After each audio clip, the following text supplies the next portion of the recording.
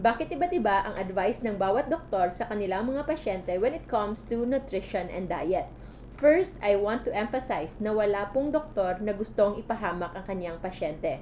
But as humans as we are, meron po kaming biases based on our own experience and of course, the things that we believe in. When it comes to diet, iba-iba po yung advice namin. It's because iba-iba yung pangangailangan ng bawat pasyente.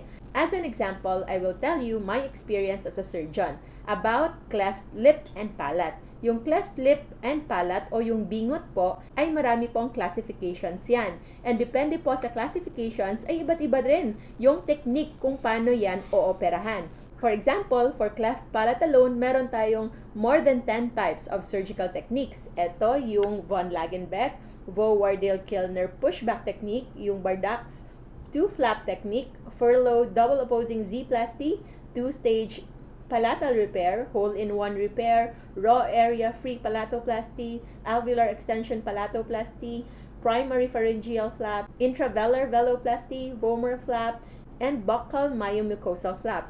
And iba rin po yung mga technique na para sa cleft lip.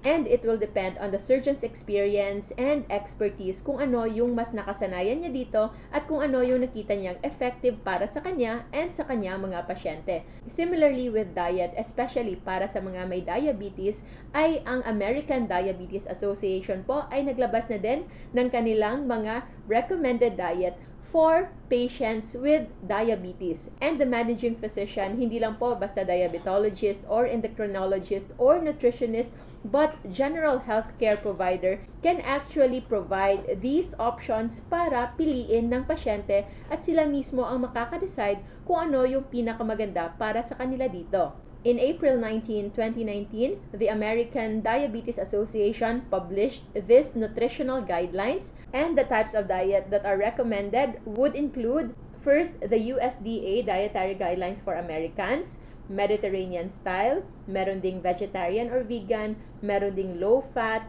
meron ding very low fat, merong low carbohydrate diet, merong very low carbohydrate diet, merong dietary approach to stop hypertension or the DASH diet, and also meron ding paleo diet. So lahat ng ito ay pwedeng options. But when it comes to our experience, not just as a physician focusing on root cause medicine, but also as a person who grew up with a strong family of diabetes and my own father who died of diabetes complications only at the age of 56, even complying to the standard diabetic diet and consistently taking his medications and his insulin injections, we have now seen that only low-carb nutrition o yung pagkain na pinapababa yung carbohydrate intake together with nutrient-dense foods tulad ng non-starchy carbohydrates and nutritious proteins and healthy fats is the most sustainable. We will make a video about why we choose this over the others.